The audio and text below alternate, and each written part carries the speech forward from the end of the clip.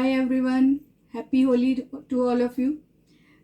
जैसा कि आप जानते हैं कि होली का त्यौहार जो है वो हिंदुओं का एक बहुत बड़ा त्यौहार के रूप में मनाया जाता है। लेकिन आजकल लोग होली की जो रौनक है उसको लगभग भूलते ही जा रहे हैं। होली के नाम पे थोड़ा सा घर में गुजिया बन गई या मार्केट्स, ज़्यादातर मार्केट से ही आ जाती हैं, और जो भी है थोड़े से मिलने जुलने वाले लोग आ गए और इस तरह से फेस्टिवल हो गया। हम अपने सामने वालों को या अपने घर के आसपास के पड़ोसियों तक को नहीं जानते। एक ज़माना था जब जब लोग आपस में एक एक मोहल्ले में नहीं बल्कि दूसरे तीसरे मोहल्ले में भी जा कर के होली खेलने मतलब होली खेलने जाते थे।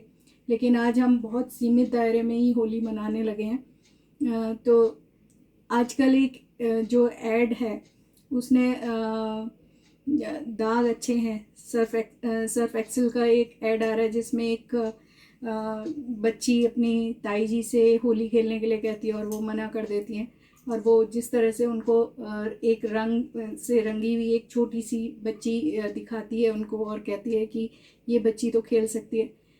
उसको देख के मुझे भी लगा कि सच में हम लोग जो भाग दौड़ भरी ज़िंदगी है उसमें हम अपने त्योहारों को और अपने मतलब खुश होना ही भूल गए हैं।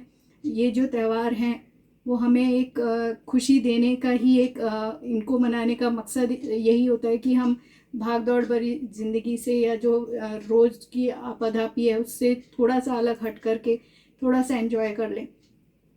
तो मैंने सोचा क्यों ना मैं आज होली की जो भी, क्योंकि ये तैयारी तो मैं हर बार ही करती थी, ये थोड़ा थोड़ा घर में चीज़ें बनाती थी, जैसे कि ये गुजियाँ हैं और ये शक्कर पारे, नमक पारे, ये सब चीज़ें प्रिपेयर करती ही थी।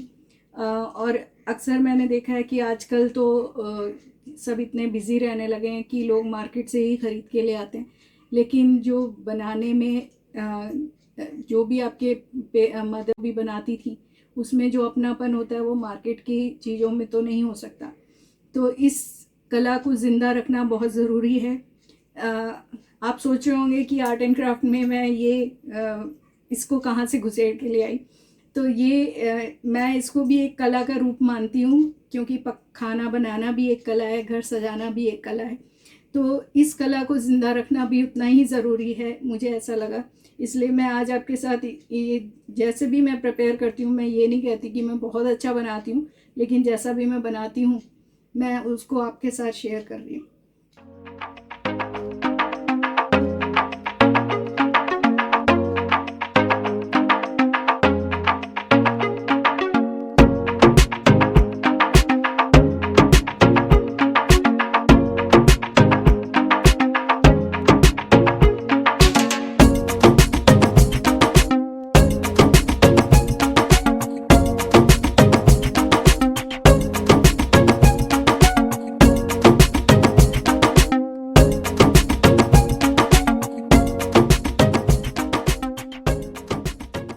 हाथ से बनाई थी, इसका जो वो डिज़ाइन है वो हाथ से बनाया था और ये सारे मोल्ड से बनी हुई हैं।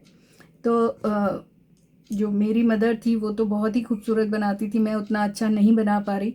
आज मुझे इसकी ज़रूरत इसलिए भी आपसे शेयर करने की लगी कि जो जो कला मेरे मतलब हमारे पहले की पीढ़ी जानती थी वो हम भूलते जा रहे हैं, और शायद हमारे आने वाली पीढ़ी तो शायद इतना भी नहीं करेगी। तो इसको ज़िंदा रखना बहुत ज़रूरी है। हमारी जो संस्कृति है उसको किसी ना किसी रूप में ज़िंदा रखना है, वो चाहे हमारे पकवान हों या हमारे त्यौहार हों। गुजिया का डो बनाने के लिए मैंने थोड़ा सा घी और ये मैदा है, इसको हम मिक्स करेंगे अच्छे से।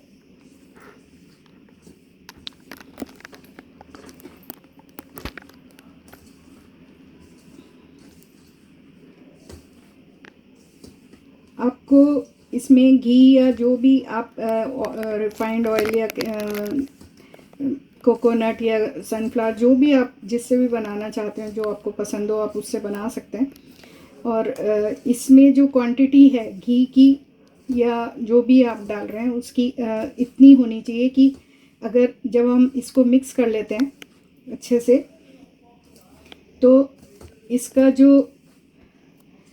वो है, इस तरह से मुट्ठी बनना चाहिए।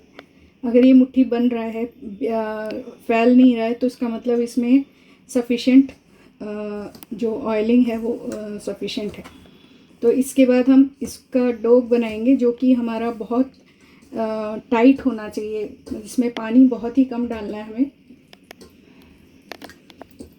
थोड़ा सा पानी डाल करके आप इसको अच्छे से इसका डो बना लेंगे। इसमें बहुत टाइट मारना है आपको। अगर आप इसका डो ढीला बनाएंगे तो उसमें आपका जो गुजिया है उसका कवरिंग जो है वो बहुत टाइट हो जाएगी सेकने के बाद। तो इसलिए आपको इसके डो में पानी बहुत कम डालना है।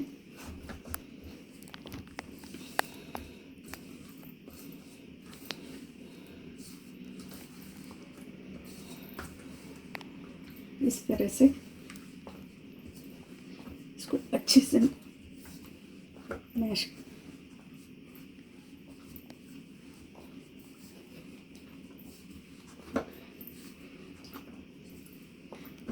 ज़्यादातर कवरिंग जब हार्ड हो जाती है वो उसकी वजह यही होती है। एक तो इसमें जो हमने ये डाला घी, ऑयल या घी जो भी आप डालेंगे उसको हम मोयन कहते हैं। मोयन अगर आप कम डालते हैं और जो डोग है उसको ढीला, उसका जो वो है वो कंसिस्टेंसी है वो ढीली रखते हैं, तो आपका जो गुजिया की कवरिंग है वो हार्ड हो जाएगी। इसलिए इसको आपको बहुत ही कम पानी के साथ करना है।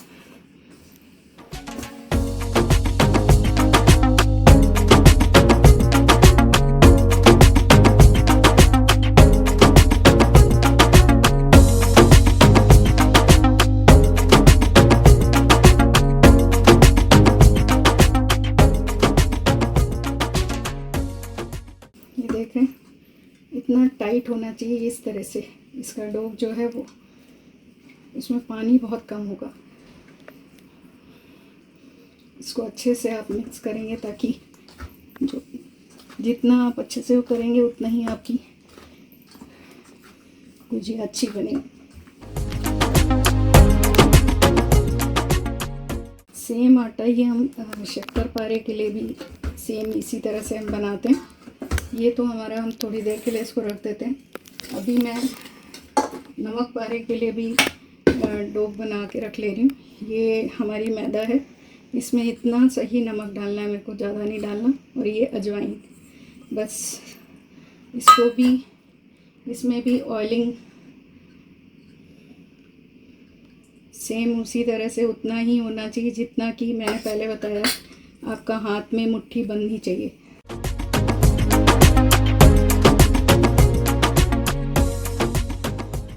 ये देखें, इस तरह से आपका मुट्ठी। इसमें भी आपको पानी बहुत ही कम डालना है।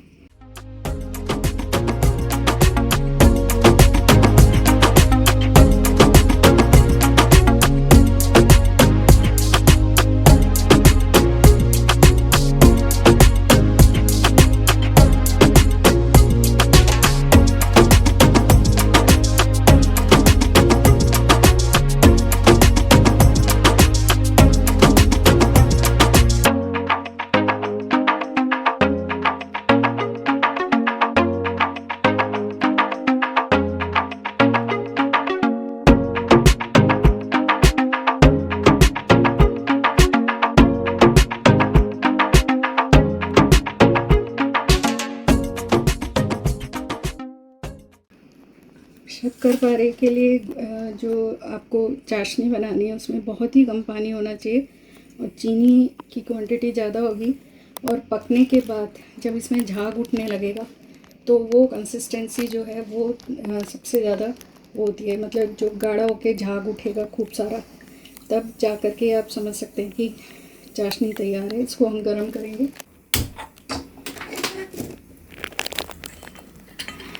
पहले हम इसको अच्छे से गरम होने देंगे।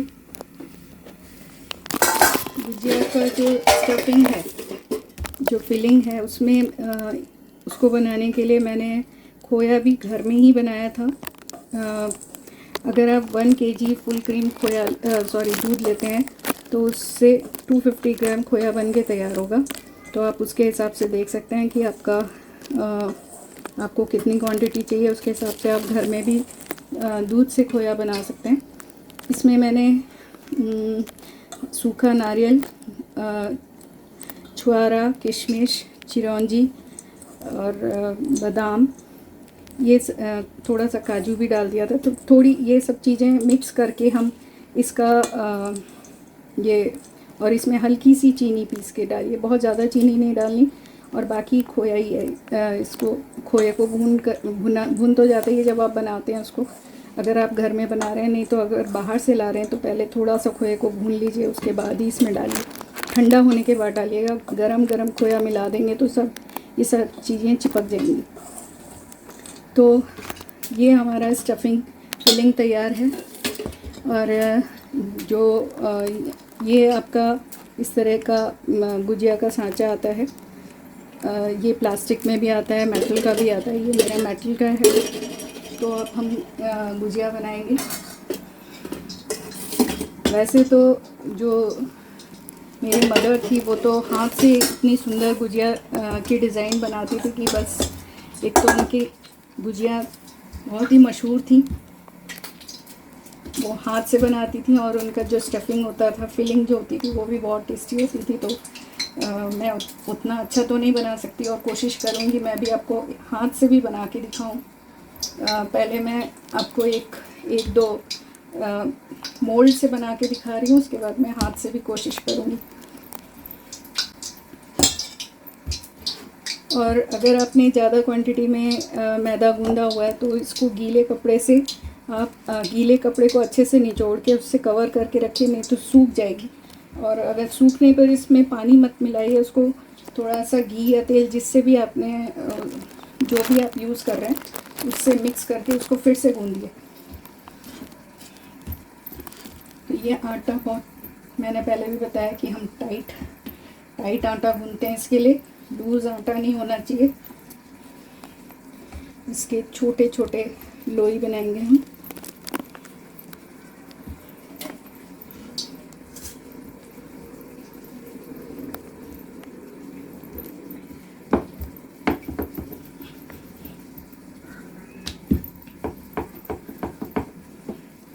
और आपको इसको इतना पतला करना है कि लगभग ट्रांसपेरेंट हो जाए। इसको इतना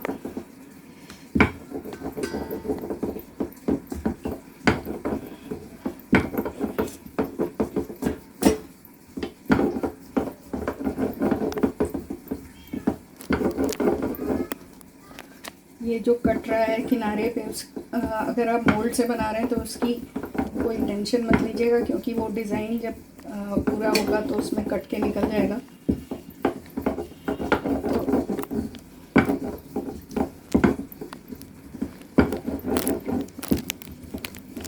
ये देखें, ये इतना पतला होना चाहिए। ये देख रहे हैं मेरे हाथ नज़र आ रहा है इसके नीचे से। तो आपको इतना पतला इसको वो करना है। और इसमें इस तरह से रख कर आप रखेंगे, रख करके आप इसमें स्टफिंग करेंगे। अगर आपको ये लगे कि आपकी ये गुजिया खुल रही है तो हाथ में हल्का सा पानी लेके आप यहाँ किनारों पे लगा सकते हैं। और इसको फिर बहुत पानी नहीं लगाना, उंगली बस डुबो करके आप उसके किनारों पे लगा दीजिए और उसको फिर टाइटली बंद कर दीजिए। दोनों किनारे अच्छे से चिपक जाएंगे।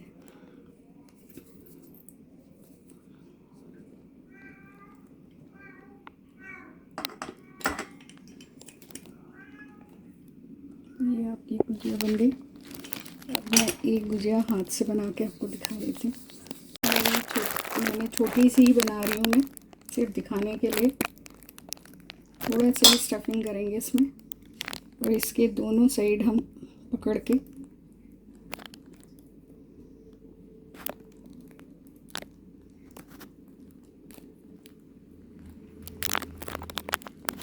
इसको अच्छे से चिपकाना है।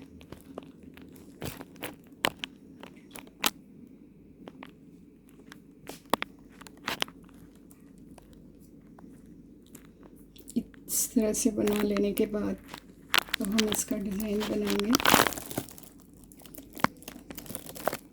ये यहाँ से स्टार्ट करेंगे हम मोड़ना। ये इस तरह से मोड़ा, यहाँ पे कस के दबाएंगे, फिर प्रेस करेंगे, फिर नीचे प्रेस करना है, नीचे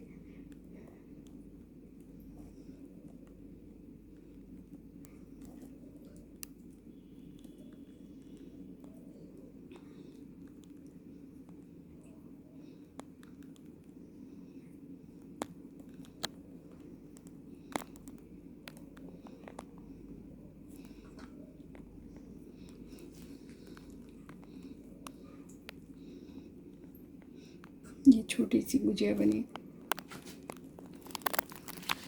तो मैदा डाल के देख लीजिए, अगर आपका इस तरह से हो रहा है तब भी आप इसमें डालिए, अदरवाइज़ आपकी गुजिया फट जाएगी। तो अब मैं इसमें डालने जा रही हूँ। ये जो मैंने मोल्ड से बनाई थी ये वो गुजिया है। गैस को धीमा ही रहने दीजिए।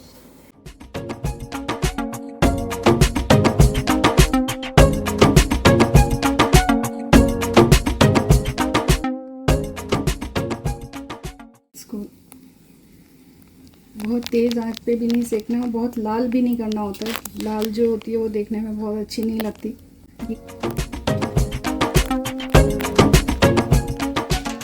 ये आपका इस तरह से बन के तैयार हो गई।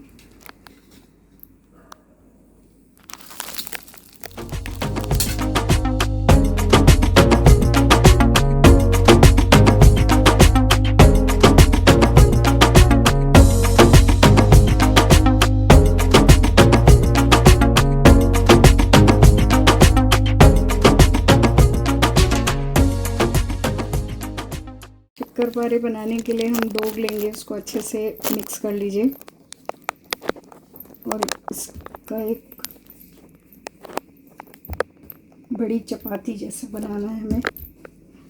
देख रहे हैं आटा टाइट होना चाहिए।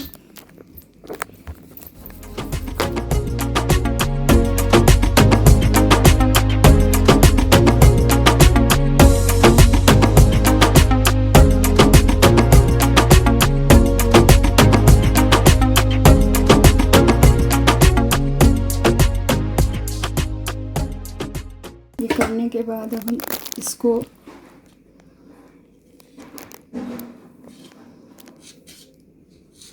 इसको मैंने ना बहुत मोटा रखा है ना वो बहुत ही पतला किया है।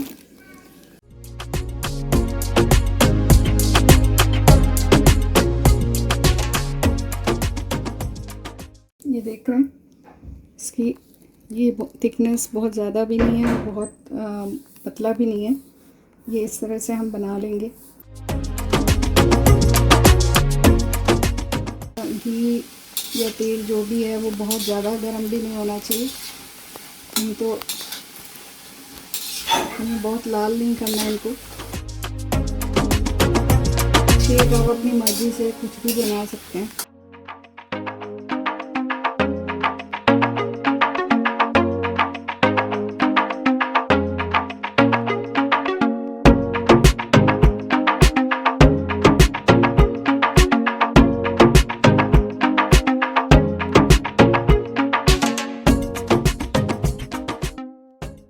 चाशनी खाई थी, इसमें आप थोड़ा सा गुलाब जल डाल सकते हैं, थोड़ा सा, उससे उसकी जो स्मेल है वो और उसका टेस्ट बढ़ जाता है।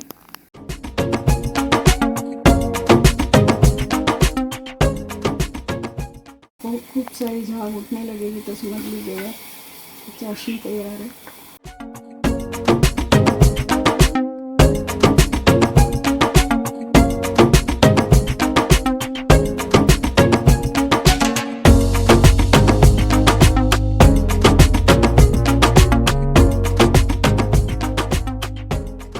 ये हमारी चाशनी तैयार हो गई है। ये इस तरह से झाग उठना चाहिए खूब सारा। ये झाग उठ गया। अब हम इसको अलग हटा के इसमें हम इनको डाल देंगे।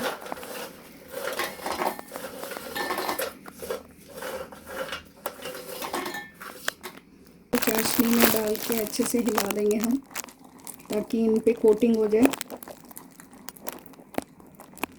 अभी इसमें हम और भी डाल सकते हैं, लेकिन मैं सिर्फ दिखाने के लिए बना रही हूँ, इसलिए मैंने थोड़े ही डाले। आप इसको अगर थोड़ा सा गर्म करेंगे तो इस पर जो आप देखते हैं मार्केट में वाइट लेयर चीनी की हो जाती है, तो उस तरह से इस पर लेयर आ जाएगी। तो अभी फ़िलहाल मैं इसको रख दे रही हूँ। और हम नमक पारे बनाने के लिए जो आपके वो होते हैं, ये हमने आटा गूंद के रखा था, इसको हम पहले अच्छे से